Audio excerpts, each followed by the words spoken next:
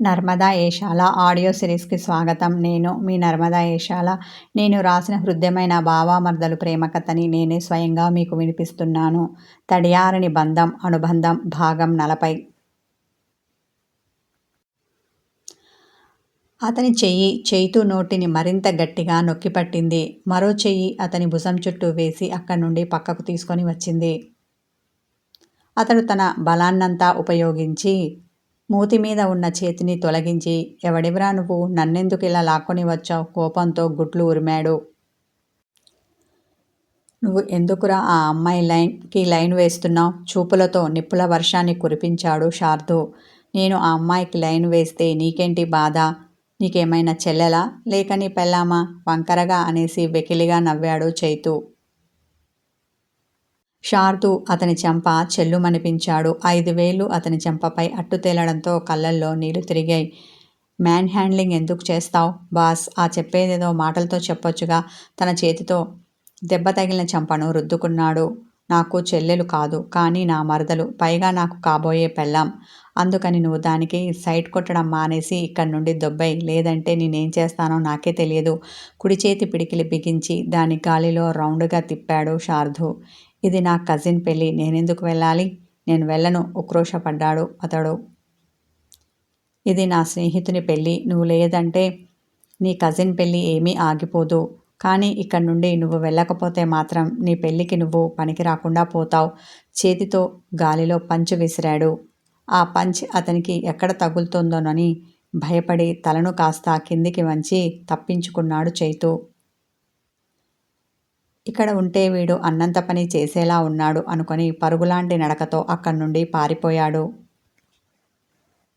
పరిగెడుతున్న చేతుని చూసి చిన్నగా నవ్వుకొని ఫంక్షన్ హాల్ లోపలికి వచ్చి జాను కోసం చూశాడు. ఆమె అక్కడ అతనికి కనిపించలేదు. సరేలే, ఇక్కడే ఎప్పుడో ఒకచోట ఉండి ఉంటుంది అనుకొని తన స్నేహితుల దగ్గరికి వచ్చాడు. చైతు జానికి సైట్ కొట్టడం, ఆ తర్వాత శార్దూ అతనితో పోట్లాడడం చూసిన ఒక అమ్మాయి పరిగెత్తుకుంటూ జాను దగ్గరికి వచ్చి విషయం చెప్పింది. జానుతో పాటు విన్న నిషిక, ఏంటే నీ హీరో ఇక్కడికి కూడా వచ్చాడా? ఆశ్చర్యంతో అంది. అదే నాకు తెలియడం లేదు అన్న జాను తన బావ కోసం చూసింది. తల తిప్పి అటు ఇటు చూసింది. అతను తన ఫ్రెండ్స్తో మాట్లాడుతూ దూరంగా కనిపించాడు. ఆనందంతో ఆమె గుండె వేగంగా కొట్టుకుంది. అక్కడికి వెళ్ళి వాళ్లకు అక్షంతలు పంచాలి అంటే సిగ్గుగా అనిపించి, పాప ఇదిగో ఈ అక్షంతలు తీసుకెళ్ళి అక్కడ నిలబడి ఉన్న అబ్బాయిలందరికీ ఇచ్చిరా అని ఆ అక్షంతలు ఉన్న తాంబాలాన్ని ఆ చిన్న అమ్మాయికి ఇస్తుంటే ఆ అమ్మాయి తీసుకోలేదు. అమ్మో, నేను వెళ్ళను బాబు, అక్కడ ఆ అంకుల్ ఉన్నాడు చూడు. భయంతో అక్కడి నుండి తుర్రుమంది. నిషిక ఆ తాంబూలాన్ని తీసుకొని అటుగా వెళ్తున్న ఒక అబ్బాయిని పిలిచి, ఇవి కాస్త అక్కడున్న వాళ్ళందరికీ ఇస్తారా అంది. అతను నిషికను చూసి చిన్నగా నవ్వేసి, ఓ తప్పకుండా అని ఆ తాంబాలాన్ని తీసుకొని వెళ్ళాడు. ఇద్దరూ ముసిముసిగా నవ్వుకొని పందిట్లోకి వచ్చారు. వీళ్ళు వచ్చేసరికి మాంగళ్యధారణ కార్యక్రమం జరుగుతోంది. జాను రమ్య వెనక చేరి ఆమె పూల జడను ఎత్తి పట్టుకుంది. పెళ్ళికొడుకు రమ్య మెడలో తాళి కట్టాడు. పెళ్లి తంతు ఎప్పుడు ముగుస్తుందా, అక్షంతలు వేసి భోజనానికి ఎప్పుడు వెళ్దామా అని ఆత్రంగా ఎదురు చూస్తున్న వాళ్ళందరూ వరుడు వధువు మెడలో తాళి కట్టగానే అక్షంతలు వేయడం మొదలుపెట్టారు. పంతులు గారు అక్షంతలు వేసి వెళ్తున్న వారి గురించి పట్టించుకోకుండా తన పని తాను చేసుకుపోతూ వధువరులు తలంబ్రాలు పోసుకునే కార్యక్రమం మొదలుపెట్టాడు. వరుడు వధువు మీద తలంబ్రాలు పోసుకునే దృశ్యాలను రెప్పవాల్చకుండా చూస్తూ నిలబడింది జాను. ఇంతలో ఆమె తలపై అక్షంతలు పడ్డాయి. ఒక్కసారిగా ఉలిక్కిపడి తల ఎత్తి చూసింది. ఎదురుగుండా చిరునవ్వు నవ్వుతూ శార్దూ కనిపించాడు.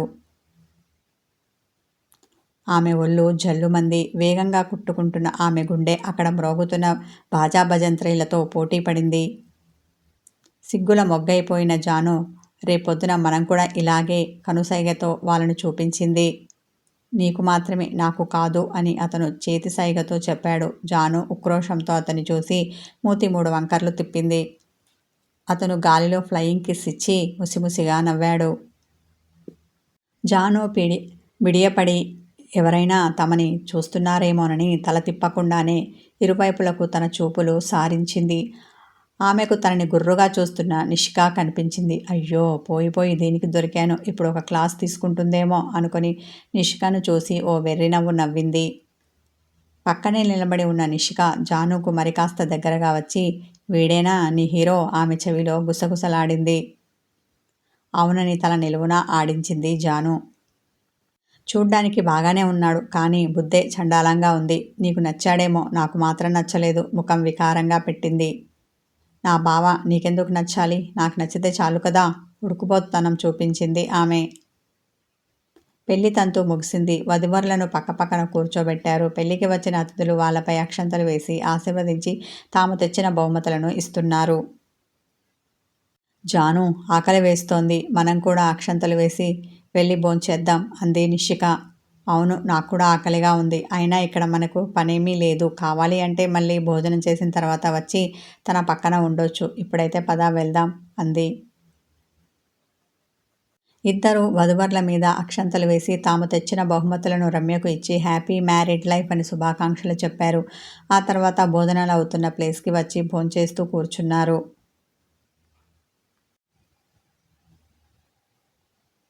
ఎవడ్రా ఇందాక నా బ్రదర్ని కొట్టి ఇక్కడి నుండి తరిమేసింది కోపంగా అంటూ మగవాళ్ళందరూ ఉన్న చోటికి వచ్చాడు క్రిష్. అతడు పెళ్లికూతురికి మేనమామ అవుతాడు. పెళ్లిలో హడావిడి అంతా అతనిదే. ఈ విషయం తెలియక పెళ్ళికొడుకు తన స్నేహితుడిని ఈ పెళ్లికి వచ్చాడు శార్దు. క్రిష్ అన్న మాటలకి ఒకరి ముఖాలు ఒకరు చూసుకుంటూ ఉండగా, అవును నేనే కొట్టాను, అయితే ఏటట అని ఆ గుంపులో నుండి ముందుకు వచ్చాడు శార్దు. నువ్వేంటి ఇక్కడ తగలబడ్డావు? నేను నిన్ను పెళ్ళికి పిలవలేదు కదా. పిలవని పేరంటానికి తగదునమ్మా అని వచ్చింది కాకుండా చేతుని ఎందుకు కొట్టావు? అతని మీదికి కోపంతో విరుచుకుపడ్డాడు క్రిష్. అసలు విషయం నీకు తెలియదనుకుంటా, అందుకే ఇలా వాగుతున్నావు. నేనేమీ పిలవని పేరంటానికి రాలేదు. పెళ్ళికొడుకు పత్రిక ఇచ్చి పిలిస్తేనే వచ్చాను. అంతేకాదు, నేనేమీ చేతి దురదతో ఆ చైతూగాన్ని కొట్టలేదు. వాడు తన వంకర బుద్ధిని చూపించాడు. నేను నా చేతికి పని చెప్పాను. చేతి మణికట్టు వరకు ఉన్న తన షర్ట్ని మడత పెట్టాడు. అబ్బా, వచ్చాడండి మాస్. నువ్వు షర్టు మడత పెడితే ఇక్కడ భయపడే వాళ్ళు ఎవరూ లేరు. మేం కూడా షర్టు మడత పెడతాం. అవసరమైతే నిన్ను మడత పెడతాం. ఎరా అని తనతో పాటు వచ్చిన తన గ్యాంగును చూసి వంకరగా నవ్వాడు క్రిష్. అబ్బా, నువ్వంత మగాడివిరా, ఏది నన్ను టచ్ చేయి చూస్తాను అని 2 అడుగులు అతని ముందుకు వేశాడు శార్దు. క్రిష్ కూడా 2 అడుగులు ముందుకు వేసి ఒక ఆడదానికి సైట్ కొడుతున్నాడని నువ్వు నా బ్రదర్ని కొడతావా అని కోపంతో కళ్ళెర్ర చేశాడు. నీ బ్రో సైట్ కొట్టింది నా మరదలికి, మరి చితకొట్టకుండా ఎలా ఉంటాను? కాలర్ ఎగరవేశాడు శార్దు. అబ్బా, ఈ తాగుబోతోడికి ఇంట్లో ఒకటి బయట ఒకటినా? తాగి దొంగుండే నీ ముఖానికి ఇద్దరెందుకురా? చూసేవాళ్లకు నువ్వేదో పోటుగాడివి అనిపించుకోవడానికా? అయినా నీకు ఆ తాగుబోతు జాస్మిన్ చాలు. రోజు దానితో కులుకుతున్నావుగా, ఇంకా నీకు నీ మరదలెందుకు? దాన్ని మా వాడికి వదిలేయ్. వాడికి అది బాగా నచ్చింది. వాడు దాన్ని ఉంచుకుంటాడో పెట్టుకుంటాడో పెళ్లి చేసుకుంటాడో వాడిష్టం, నీకెందుకురా? వెటకారమాడిన అతడు వంకరగా నవ్వాడు. శారదుకు ఒళ్ళు మండింది. నా జానుని అంత మాట అంటావా? నీకు ఎంత ధైర్యం? కోపంతో క్రిష్ ముఖంపై ఒక పిడిగుద్దు గుద్దాడు. అంతే, అతని ముక్కు పగిలి రక్తం వచ్చింది. నన్నే కొడతావురా, నీ అంతు చూస్తాను. అతని మీదకి రాబోతున్న క్రిష్ని అతని స్నేహితులు పట్టుకొని ఆపేశారు. ఒరే క్రిష్, కాస్త ఆగరా, ఆవేశం తగ్గించుకో. ఇది మీ మేనకోడలి పెళ్ళిరా, ఇక్కడ గొడవ చేస్తే బాగోదు. వాడి సంగతి మనం తర్వాత చూద్దాం. ఇక్కడి నుండి వెళ్దాం పదా అని అక్కడి నుండి తీసుకొని వెళ్తుంటే వాడు నొప్పితో కుయ్యో మొర్రో అంటూ వెళ్ళాడు. శార్దు, నువ్వు చేసిన పనేమీ బాగోలేదురా అన్నాడు అతనితో పాటు వచ్చిన అతని స్నేహితుడు అజయ్. ఓ అలాగా, మరి వాడు అన్న మాటలు బాగున్నాయా? అతన్ని కోపంగా చూశాడు. దాంతో అజయ్ నోరు మూసుకున్నాడు. ఇక్కడ గొడవ జరుగుతుందని తెలిసి భోంచేస్తున్నది కాస్త చేయి కడుక్కొని వచ్చింది జాను. ఆమె వచ్చేసరికి జాస్మిన్ గురించి క్రిష్ మాట్లాడడం వింది. ఆమె మనసు చివుక్కుమంది. బావా, చూసావా, నీ తాగుడు నలుగురు ముందు నిన్ను నవ్వుల పాలు చేసింది. మందు మానేయమంటే నా మాట వినవు కదా. ఛా అనుకుని బాధతో నలిగిన ఆమె తీరిగ్గా భోజనం చేస్తూ కూర్చున్న నిషిక దగ్గరికి వచ్చింది. ఎందుకే అలా భోజనం మధ్యలో నుండి లేచి వెళ్ళావు? అయినా ఎవరో గొడవ పడుతుంటే నువ్వెళ్ళి చూడాలా అంది. గొడవ పెట్టుకుంది ఎవరో కాదు, నా బావ శారదు అని తెలిస్తే ఇక నిషిక తనని కోపాడుతుందని ఆ విషయం చెప్పకుండా చిన్నగా నవ్వి, నీ భోజనం అయితే ఇక వెళ్దాం అంది. ఏంటి ఆ తొందర? ఆగవే తల్లి, ఇంకా ఐస్ క్రీమ్ తినాలి, స్వీట్ తినాలి అని స్వీట్ ఉన్న గిన్నె చేతిలోకి తీసుకొని ఒక స్పూన్ నోట్లో పెట్టుకుంది. తిన్నది చాలే, నాకు తలనొప్పిగా ఉంది, అర్జెంటుగా ఇక్కడి నుండి వెళ్ళాలి అని నిష్కా చేతితో ఉన్న స్వీట్ గిన్నెను తీసి పక్కన పెట్టి ఆమె చెయ్యి పట్టుకొని పెళ్లి మండపం దగ్గరికి లాక్కొని వచ్చింది. ఇంతవరకు బాగానే ఉన్నావు కదా, ఇంతలో ఏమైంది ఇలా ప్రవర్తిస్తున్నావు? తన చెయ్యి పట్టుకొని లాక్కొచ్చిన జానుని అనుమానంతో చూసింది నిషిక. పెళ్ళి అయింది, భోజనమైంది, ఇంకా ఇక్కడ మనకేం పని అంటూ మండపం దగ్గరికి వచ్చి ఇంకా పెళ్లి కార్యక్రమాలతో బిజీగా ఉన్న రమ్యతో, ఇక వెళ్ళి వస్తాం రమ్య అంది. అదేంటే జాను, అప్పుడే వెళ్తానని చెప్తున్నావు? అప్పగింతలు పెట్టే వరకు ఉండకూడదు? నువ్వు ఇంతలా చెప్పాలా రమ్య? చిన్న పని పడింది, అర్జెంటుగా వెళ్ళాలి, లేదంటే అప్పగింతలేంటి, మీ అత్తవారింటి వరకు వచ్చి నిన్ను శోభనం గదికి పంపే వరకు నీతోనే ఉండేవాళ్ళం. ఆమె చెవిలో గుసగుసలాడింది నిషిక. రమ్య ముసిముసిగా నవ్వుతూ, చీ పోవే నాటి అని ముద్దుగా కసిరింది. పోతున్నాం లేవమ్మా, నువ్వు ఉండమంటే మాత్రం ఉంటామా ఏంటి? నువ్వు మీ వారితో ఆ ఈ అని కొంటెగా కన్ను కొట్టింది. ఆమె సిగ్గుపడి చిరుకోపంతో తన చూపుడు వేలు చూపించింది. నాలుక బయటపెట్టి ఆమెను వెక్కిరించిన నిష్క బాయ్ చెప్పేసి అక్కడి నుండి బయటపడింది. ఏంటే ఆ మాటలు? పెద్దవాళ్ళెవరైనా వింటే ఏమనుకుంటారు? ఈ పిల్లకసలు సిగ్గులేదు అనుకోరు అని నిష్కను చిన్నగా మందలించిన జాను ఆమెను అనుసరించింది. ఇందాక జస్ట్ ఫన్, వాళ్ళు అనుకుంటే అనుకొని నాకేంటి, లైట్ తీసుకుంది నిషిక. క్యాబ్ మాట్లాడుకుని ఇంటికి రాగానే తన లగేజీ సర్దుకుంటున్న జానుని చూసి, ఏమైంది, ఎందుకని పెట్టే బేడ సర్దుకుంటున్నావు, ఎక్కడికి వెళ్తున్నావు, కొంపదీసి మీ బావతో జంప్ అయితే కాదు కదా? కొంటెగా నవ్వింది. నేనేమీ అలా లేచిపోవడం లేదు, తప్పించుకొని పారిపోతున్నాను ఉక్రోషపడింది ఆమె.